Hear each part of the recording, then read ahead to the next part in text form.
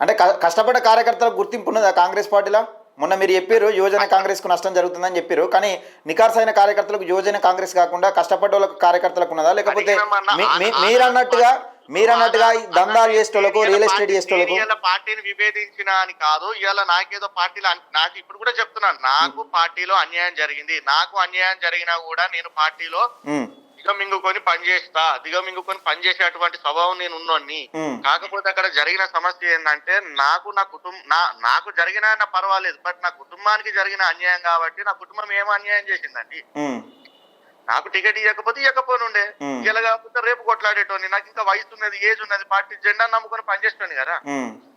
ఇలా నా కుటుంబానికి అన్యాయం జరిగింది. నాలాగా యువజన కాంగ్రెస్ పార్టీ కుటుంబాలు కావచ్చు, నాయకులు కావచ్చు, ఎవరికి కూడా అన్యాయం జరగదు అని నేను ఆనాడు పార్టీలో ఉన్నప్పుడు కూడా ప్రశ్నించిన.